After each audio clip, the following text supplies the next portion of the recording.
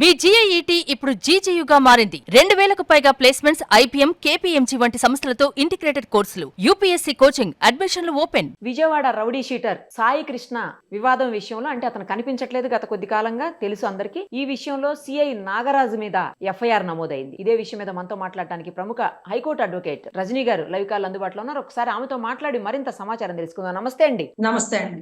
ఏంటండి మొత్తానికి వారం 10 రోజులు బట్టి అతను కనిపించట్లేదని ఇప్పటికే వాళ్ళ మదరు హెబియస్ కార్పస్ కూడా రిట్ పిటిషన్ దాఖలు చేసినటువంటి పరిస్థితి హైకోర్టులో. ఎట్టకేలకు రాత్రి ఎఫ్ఐఆర్ అయింది. ఎస్పీ గారు స్పెషల్ గా ఆదేశాలు జారీ చేసి ప్రభుత్వం కఠినమైన చర్యలు తీసుకోవాలని డెసిషన్ తీసుకున్న తర్వాత ఎఫ్ఐఆర్ రిజిస్టర్ అయింది. అసలు ఏంటి ఈ కేసు ఏంటి, ఎలాగా? ఎందుకంటే రౌడీ షీటర్ల మీద ఉక్కుపాదం మోపండి అని ప్రభుత్వాలు ఏ ప్రభుత్వాలైనా చెబుతాయి, అందులో తప్పు కూడా లేదు. సామాన్య జనాలకు ఇబ్బంది కలగకుండా ఖచ్చితంగా రౌడీ షీటర్లను కంట్రోల్లో పెట్టాల్సిందే. బట్ అంత మాత్రాన అతను ఏమైపోయాడో తెలియనటువంటి పరిస్థితి ఈ రోజు. అసలు ఉన్నాడా పోయాడా ఏదీ తెలియదు. వాళ్ళ మదర్ అయితే దారుణంగా ఏడుస్తున్నటువంటి సిచ్యుయేషన్ ఉంది. అసలు దీని మీద చెప్పండి ఒకసారి, ఏంటి పరిస్థితి ఏంటి? రేపొద్దున ఒకవేళ ఇది గనక ప్రూవ్ అయితే ఏంటి నెక్స్ట్? నమస్తే నిరుపమ గారు. ఈ కేసు జరిగి మనం అనుకుంటున్నట్టు వారం 10 రోజులు కాదు, గత నెల అంటే ఒక 30-32 రోజులు పైచులకు అయిపోతుందండి. వాళ్ళు ఒంటరి పోరాటం చేస్తున్నారు. ప్రతి మారు స్టేషన్ కి వెళ్తున్నారు, సే గారిని అడుగుతున్నారు, నీ కొడుకు చచ్చాడు అనుకో, దండ రెడీ చేసుకో, వెళ్ళిపో, మమ్మల్ని అడగమాక, మాకు తెలియదని ఒకళ్ళు. తర్వాత కానిస్టేబుల్స్ బయటకు వచ్చి, అమ్మా నువ్వు బాధపడమాక, బిడ్డ లేడు, ఇక ఆశలు పెంచుకోవద్దు, మేము మాట్లాడితే మా ఉద్యోగాలు పోతాయి తల్లి అంటూ కొంతమంది మానవత్వం కలిగిన కానిస్టేబుల్స్ ఆమెను ఓదార్చడం, ఎవరు బయటికి చెప్పలేని పరిస్థితి. సో నన్ను కలిసి కూడా వాళ్ళు అరౌండ్ ఒక 15-20 రోజుల పైచిలకు అయిపోయిందండి. సో 20 రోజుల పైచిలకు చెప్తున్నప్పుడు నేను అడిగినాను, సిఐ గారు ఏమంటున్నారన్నా, డిఎస్పీ ఏమంటున్నారు, ఎస్పీ ఏమంటున్నారు, ఈ వేలో ఒక డిస్కషన్ జరుగుతుంది. అంటే దొంగలు పడ్డ 6 నెలలకి కుక్కలు మురిగినట్టుగా ప్రభుత్వం ఇప్పుడు స్పందించకుండా ముందే స్పందించి ఉంటే, అంటే సత్వర న్యాయం అంటారు చూడండి, ముందే స్పందించి ఉంటే ఆ తల్లికి ఆ కుటుంబానికి కూటమి నుంచి ఒక భరోసా ఓదార్పు ఉండేది. ఇప్పుడు నేను కూటమిని కూడా తప్పనట్ల, ఎప్పుడు చేయాల్సిన పని అప్పుడే చేయాలి. ఇన్ని రోజుల తర్వాత ఆయన సింగపూర్ నుంచి, ఈయన తెలంగాణ నుంచి వచ్చి కూర్చొని డిస్కస్ చేసుకొని ఇతన్ని చేసినటువంటి సస్పెన్షన్, విఆర్వా, కేసు నమోదా, whatever it may be, ఇది ఆ తల్లి పోలీస్ స్టేషన్ కి వెళ్ళినప్పుడు, లేకపోతే నా బిడ్డ లేడు అంటున్నాడండి సిఐ గారు, అదేంటమ్మా లేడంటారేంటి, కోర్టులో సబ్మిట్ చేయాలి, లేకపోతే లాకప్ లో ఉండాలి కదా. అయ్యా లేడంటున్నాడయ్యా, మార్కాపురం నుంచి పట్టుకొచ్చాడయ్యా, మా బిడ్డతో పాటు 3 పట్టుకొచ్చారు, 3 జైల్లో వేసినారు, మా బిడ్డ కాని రావట్లేదయ్యా అని ఆ తల్లి ఆవేదనగా కృష్ణలంక పోలీస్ స్టేషన్ ముందు ఆర్తనాదాలు పడుతున్నప్పుడు ఏ మీడియా మిత్రుడో చూసి, సార్ ఇది పెద్దదయ్యేలాగుంది, ఆ బిడ్డ ఉన్నాడో లేదో ఒక మారు గవర్నమెంట్ దగ్గర పెట్టండి, లేకపోతే హోమ్ మినిస్టర్ ని కలవండి అంటూ ఒక తల్లి ఆవేదన. హోమ్ మినిస్టర్ కూడా ఒక మహిళే కాబట్టి ఇంకొక తల్లికి తెలుస్తుంది బిడ్డని కోల్పోతున్న తల్లి బాధ, ఒకవేళ కోల్పోతే ఎలా ఉంటుంది, అసలు ఏం జరిగింది అనేది. ఆవిడ తల్లి సమానమైనటువంటి హోమ్ మినిస్టర్ పాత్రలో ఉన్నప్పుడు ఆవిడ సత్వరమే స్పందించి ఉంటే బాగుండు. ఇప్పటికీ 30-32 రోజులు పైచులకు వచ్చి అన్ని మీడియాలు బయటకు వచ్చి, ఒకరేమో అతను నేరగాడే కాబట్టి కోర్టు వారెంట్ ఇచ్చింది, అతన్ని గతంలో ఒక 10 కేసులేమో ఉన్నాయేమో, మరి మనకు తెలీదు, అవన్నీ క్వాష్ అయిపోయింది. అంటే కేసుకి అతనికి సంబంధం లేదని క్లియర్ అయిపోయింది. కేవలం అతని పేరుతో 2 కేసులు మాత్రమే ఉన్నాయంటూ ఎవరైతే వాళ్ళ మేనమామల ముళ్ళపూడి నాగేశ్వరరావు గారు, లేకపోతే వాళ్ళ ఇంకొక మేనమామలు, వీళ్ళందరూ ఒక 5-6 ఉన్నారటండి. వీళ్ళందరూ ఓపెన్ ఛాలెంజ్ చేస్తున్నారు. ఇప్పుడు ఒక నేరగాడిని అయినా సరే మనకి చంపే అధికారం లేదు. 22 నోరు మూసుకొని మన పరిధి ఏంటంటే కోర్టుకి సబ్మిట్ చేయడమే. ఇలాంటప్పుడే చెప్పాల్సి వస్తుందండి, కుక్క పని కుక్క చేయాలి, గాడిద పని గాడిద చేయాలి. ఎవరి పని వారు చేయకుండా యజమానిని ఇంప్రెస్ చేయాలనుకుంటా గనక, అసలు కోర్టులు ఉన్నాయి కదండి, కోర్టులు చూసుకుంటాయి కదా. మీ పరిధి ఎంతవరకు అరెస్ట్ చేసేది, కోర్టుకు సబ్మిట్ చేసేది అంతవరకే కదా. అదేనండి, యజమానిని ఇంప్రెస్ చేయడం కోసం గాడిద కుక్కలాగా పని చేస్తానంటూ మొరిగితే యజమాని బాగా కొడతాడు చూడండి. అంటే నీ పని నువ్వు చేయాలి, అవతలోడి పని చెయ్యకు అన్నట్టుగా ఈ రోజు అంటే స్టేషన్ పరిధి దాటి, రాజకీయ నాయకుల పరిధి దాటి కోర్టు మెట్లు ఎక్కేసినారు. ఇక మీరు సస్పెండ్ చేసే అధికారం లేదు, మీకు విఆర్ పెట్టే అధికారం లేదు. మీరేంటో మర్డర్ కేసు 302 పెట్టినారట. ఇక అయిపోయింది మీ పాత్ర. మీరేముంది పెట్టేది? హైకోర్టు తలుచుకుంటే కృష్ణలంక పోలీస్ స్టేషన్ మొత్తాన్ని లేపి పక్కన పడేస్తారు. ఎందుకంటే ఆ స్టేషన్ లో జరిగినప్పుడు ఎవరో ఒకడన్నా రెస్పాండ్ అయి ఉంటే అతని ప్రాణంతో మిగిలి ఉండేవాడు. సార్ భలే వాళ్ళు అలా కొడుతున్నారేంటి సార్ వద్దురు సార్ ప్రాణం పోతుంది సార్ అని ఆపాలా. ఎందుకంటే ఈ మధ్య ఇన్స్టాగ్రామ్ లో ఒక బిడ్డ వచ్చినాడు, నిన్న మొన్నట్టు ఆ వీడియో, అతను చెప్తున్నాడు, ఏదైతే సాయి కృష్ణ కొట్టినప్పుడు నేను అక్కడే ఉన్నానండి, నన్ను బయటికి పంపించేస్తున్నారు సీలింగ్ కి ఏలాడదీసి. అంటే కాళ్ళు పైన తల కింద ఏలాడదీసినప్పుడు ఆ సీలింగ్ కూడా పడిపోతుంది చూడు అనే పరిస్థితికి వచ్చినప్పుడు కూడా వాళ్ళు కొట్టడం ఆపలేదండి, అరాచకంగా కొడుతున్నారు. చచ్చిపోవాలనిపిస్తుంది ఆ దెబ్బలు తినే బదులు అనే పరిస్థితిలో ఒకతను పురుగుల మందో ఏదో గుళికలు వేసుకుంటూ చనిపోతున్న వీడియో సిఐ నాగరాజు వల్లే అని చెప్పినారు. ఇంకొక అతను ముందే మమ్మల్ని కొట్టినాడండి, నన్ను బయటికి పంపించినారు, అతను ఏం చేసినారో నాకు తెలీదు, అతను అప్పటికే కొలాప్స్ అయిపోయి ఉన్నాడు అని కూడా ఒక ఎవిడెంటరీ చెప్పారు. సో అంత బలంగా దెబ్బలు కొట్టాడు, సిఐ హ్యాండ్ ఓవర్ లోనే ఉన్నాడు అన్నప్పుడు 15వ తారీఖు వాయిదాకి కోర్టుకు వారు చెప్పిన మాట మరికొద్దిగా సమయం ఇవ్వండి అతన్ని కోర్టులో ప్రొడ్యూస్ చేయడానికి అని కూడా చెప్పడం జరిగింది. కానీ మరికొద్దిగా సమయం దేనికి? ఆ పేరెంట్స్ తో పంచాయతీ చేసుకోవడానిక, క్యాష్ డీలింగ్స్ మాట్లాడుకోవడానిక? తప్పు కదా. కళ్ళ ముందు బిడ్డను కోల్పోయిన తల్లితో నువ్వు మోకరిల్లిచ్చి తల్లి అనుకోకుండా జరిగిన తప్పు అంటూ నువ్వు నీ కుటుంబం క్షమాపణ అడిగితే ఆ తల్లి క్షమిస్తుందేమో. అది వదిలేసి 50 లక్షలు పడేస్తా, 20 లక్షలు పడేస్తా, అవసరమైతే కోటైనా పడేస్తానంటూ పిచ్చి మాటలు మాట్లాడుతుంటే అది ఎలా ఉంటదంటే పొగరుగా ఉంటదండి. బాధలో ఉన్న తల్లికి నువ్వు ఓదార్పు నవ్వాలి, కానీ నువ్వు రేట్లు మాట్లాడుకుంటూ అసలు కోట్లు ఇచ్చినా కూడా మనిషి ప్రాణం తిరిగి వస్తుందా ఏంటండి? కొడుకు ముందు అవన్నీ అవసరమా? అసలు అవన్నీ ఎక్కువ కాదు కదా ఆమెకి. ఒకటి నిరుపమ్మ గారు, 2019 నుంచి మనం ఇద్దరం ట్రావెల్ అవుతున్నాం, మీరు నన్ను చూస్తున్నారు. తెలంగాణలో దిశ ఎన్కౌంటర్ కేసు జరిగినప్పుడు వాళ్ళు ఏ కులమో ఏ మతమో నాకు తెలియదు, మీ సుమన్ టీవీ యాజమాన్యం సుమన్ అన్నే ఒక్కొక్కసారి ఏదన్నా అయిపోతుందేమో తల్లి, ఎందుకు నీకు అంత రిస్క్ అంటూ ఎన్నో మార్లు కారు ఇచ్చి నన్ను బస్ స్టాండ్ దాకా, రైల్వే స్టేషన్ దాకా, కోర్టు దాకా కూడా పంపించారు. మీకు గుర్తుందా నిరుపమ గారు?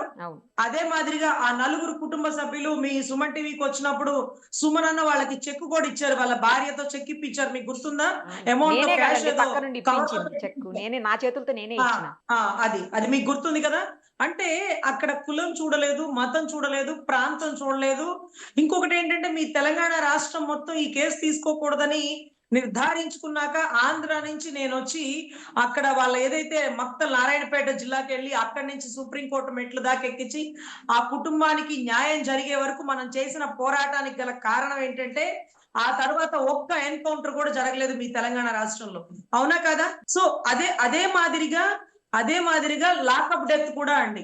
ఎన్కౌంటర్ అన్నా చాలా ఈజీగా చేసేస్తారు, ఎందుకంటే కోర్టులో తప్పించుకోవచ్చు. అవతల వాడు మా మీద దాడి చేస్తుంటే పెను దాడికి మమ్మల్ని మేము కాపాడుకోవడం కోసం షూట్ చేసినామండి అని వాళ్ళు చెప్పుకోవడానికి ఛాన్స్ ఉంటుంది. కానీ లాకప్ డెత్ లో డీకే బసు గైడ్ లైన్స్ ప్రకారం ఎవరైతే ఒక కస్టడీలో ఉన్న ముద్దాయిని హాస్పిటల్కి వెళ్ళి టెస్ట్ చేయించుకొచ్చి జైలుకి పంపిస్తారు. కస్టడీలో ఉన్న ముద్దాయికి ఏదైనా కన్సర్న్ అధికారి పూర్తి బాధ్యత, అతని ఉద్యోగం రిమూవల్ ఫర్ సర్వీసు, వీటితో పాటు 302 పనిష్మెంట్, మర్డర్ కేసుకి సంబంధించిన section. So Telangana Disha encounter లో కూడా పాల్గొన్న 9 మంది మీద వాళ్ళ ఉద్యోగాల నుంచి రిమూవల్ ఫర్ సర్వీస్ చేసి supreme court NV Ramana chief justice గారు ఐపీసీ సెక్షన్ 302 కట్టినారు, అంటే మర్డర్ సెక్షన్ కట్టారు. ఎన్కౌంటర్ ఫేక్ అయినప్పుడు నువ్వు కావాలని షూట్ చేసినట్టే కదా, అక్కడన్నా తప్పించుకోవడానికి ఛాన్స్ ఉంటుందండి. మీ తెలంగాణలో కూడా ఎప్పుడు లాకప్ డెత్తులు జరగలేదండి. మా ఆంధ్ర రాష్ట్రంలో కూడా రంగా గారి టైంలో ఒక నేవీ ఆఫీసర్ మురళీధర్ అనే వ్యక్తి, కేరళకు సంబంధించిన వ్యక్తిని ఇదే కృష్ణలంకో మరి ఇంకేదో పోలీస్ స్టేషన్ లోనో లాకప్ డెత్ చేసినారు. అప్పుడు రంగా గారు గట్టిగా పోరాటం చేసినారు. ఒక దొంగతనం చేసినారని ఒక రిక్షా వాడిని తీసుకొచ్చి ఆ పోలీస్ ఆఫీసర్ కుక్కను కొట్టినట్టు కొక్కితే చచ్చిపోయాడు. చచ్చిపోతే ఆయన రంగా గారు అడిగినారట, అరే అలా ఎలా చంపేస్తారు మీరంటే, వాడు దొంగలే రంగా, ఆ సిఐ గారు 4 దెబ్బలు ఎక్కువ కొట్టారు, చచ్చిపోయాడు. ఏముందిలే, అదేంటండి, దొంగ అయితే మారతాడు, ఒకడు తప్పు చేస్తే మీరు జైల్లో పెట్టండి, మీరు ఎవరు చంపడానికి అంటూ ఒక కనీసం రిక్షా వాడు అని పక్కన పడేయకుండా అతని వెనకాల ఎవరుంటారులే అనుకున్న సిఐకి మేమంతా నిలబడతాం, మేమంతా కార్మికులం శ్రామికులం అంటూ విజయవాడ అంతా కర్ఫ్యూ చేసేసి ఆ పనిష్మెంట్ ఎవరైతే సిఐకి పనిష్మెంట్ పడింది ఆ కుటుంబానికి నష్టపరిహారం కలిగిందండి. అంటే సాధారణ పౌరుల వెనకాల కూడా పోరాడగల నాయకుడు పుట్టి పెరిగినటువంటి ఏదైతే విజయవాడ పరిసర ప్రాంతాల్లో వంగవీటి రంగా గారి అంశతో ఈ రోజుకి ఎప్పుడు లాకప్ డెత్ అనేది మేము చూడలేదండి. అప్పుడు 2 తెలుగు రాష్ట్రాలు కలిసి ఉన్నాయి కాబట్టి ఆంధ్రాలో ఎప్పుడు లాకప్ డెత్ లేదు. మళ్ళీ తర్వాత కొత్తగా ఈ రోజు ఏంటంత ధైర్యం? ఉద్యోగాలు పోతాయని తెలీదా? మర్డర్ సెక్షన్కి వెళ్ళి లోపలికి వెళ్ళిపోతారని తెలీదా? డబ్బులు ఇస్తే అందరూ లొంగిపోతారా? అరే చాలా దారుణం. కుక్కను కొట్టినట్టు కొట్టేసి ముట్లూరు పరిసర ప్రాంతాల్లో మీకు ఎంపీటీసీలు జడ్పీటీసీలు ఇస్తాం, కేసు కట్టకండి, చూసి చూడనట్టు పోండి, తిరుగుబాటు చేయకండి అంటే అక్కడ కామ్ అయిపోయారు కదా అనేసి ఓకే రేపు చంపేసినా కూడా అడిగేవాళ్ళు లేడని ఈ రోజు లాకప్ డెత్ అయిపోయింది. ఈ రోజు కూడా ఆ ఇంటికి కబుర్లు పంపిస్తున్నారు తదితర ఇన్ఛార్జీలతో 50 లక్షలు. పాపం సీఏ మంచివాడేనండి, సీఏ మంచివాడే. అతను వచ్చాక ఎంతో మాదిరిగా గంజాయి, అక్కడక్కడ ఉండే గంజాయి కూడా చాలా కంట్రోల్ అయింది. చాలా కరెక్ట్ పర్సన్ అని మనం కూడా ఒప్పుకుందాం. కానీ మితిమీరినటువంటి కోపం అవతల వాడి ప్రాణం పోతుందంటే తప్పేగా. అది అనుకోకుండా జరిగిన ఘటన అయితే నువ్వు తప్పు చేశావని ఆ తల్లి కాళ్ళ మీద మోకరిల్లిచ్చి నన్ను క్షమించు తల్లి అంటూ ఆ బిడ్డ శవాన్ని అప్పచెప్తే ఆ తల్లికి కనీసం ఆఖరి చూపులన్నా దక్కును కదా. నువ్వు ఏ ధైర్యంతో దాన్ని తగలబెట్టేసి బూడిద చేస్తావు? ఎంత తప్పు, ఎంత పాపం, ఎంత క్షమించరాని నేరం అది. ఆ తల్లికి గర్భశోకం ఎంత ఉంటుందండి. ఒక తల్లికి ఆడపిల్లలు మగపిల్లలు ఎంతమంది ఉన్నప్పటికీ ఆ తల్లి ప్రేమ అంతా మగపిల్లవాడి మీదే ఉంటుంది కదండి. మీకు తెలుసు కదా, మనం మాతృత్వంలో ఉన్నాం కాబట్టి మనం 100%. నాకు ఒక ఆడపిల్ల, నాకు ఈ రోజుకి మగపిల్లోడు అంటే ఎంత ఇష్టమో. తల్లికి తన ప్రాణం పెట్టినట్టు ఉంటది మగబిడ్డ అంటే. మంచివాడా చెడ్డవాడా తల్లికే ఉంటదండి. అలాంటిది నా బిడ్డని కళ్ళ ముందు చంపేస్తున్నారు అని తెలిసి ఆ తల్లి ఆర్తనాదాలు రాష్ట్రం అంతా గగ్గోలైపోయిందండి. నెల రోజుల తర్వాత నేనేమంటున్నానంటే, నెల రోజుల ముందే ఆ తల్లి బాధపడుతున్నప్పుడే స్పందించి ఉంటే ఈ రోజు కూటమికి తలవంపులో చెడ్డ పేరో రాదండి. ఈ రోజు ఏ ధైర్యంతో సీఐ చేసినాడు. ఇంకొకటి ఓపెన్ గా నిరుపమ్మ గారు, దీంట్లో కులం అనేది తీసుకురాకూడదు, తప్పు. సరే అప్పుడు ఏం చెప్పాలా? కాపు ఓటింగ్ చాలా నీడు, 2 పార్టీలకి నీడు, 2 కులాలకి బలం కాపు సామాజిక వర్గం. అటువంటి సామాజిక వర్గం బలంగా ఉండి రంగా గారు పుట్టి పెరిగినటువంటి ఏరియా కృష్ణలంక విజయవాడ పరిసర ప్రాంతాల్లో ముళ్ళపూడి నాగేశ్వరరావు అని రంగా గారితో పాటు కలిసి ధర్నాల్లో ఉండి జైల్లో ఉన్న వాళ్ళ మేనల్లుడిని ఈ రోజు ఇలా జరగడం అంటే అది తిరుగుబాటు అవుతుందని కనీసం ఎక్స్పెక్ట్ చేయాలి కదండి. ఎంతమంది సిఐ గారి వల్ల చనిపోయారంటూ ఒకళ్ళ తర్వాత ఒకళ్ళు వీడియోలు ఇస్తుంటే అది చాలా ఖండించదగిందండి. ఇప్పుడు నేను సిఐ కరెక్ట్ కాదు, వీళ్ళు కరెక్ట్, ఇవన్నీ కాదండి. నువ్వు చేసింది తప్పు, అక్షరాల తప్పు, అది చట్ట విరుద్ధం.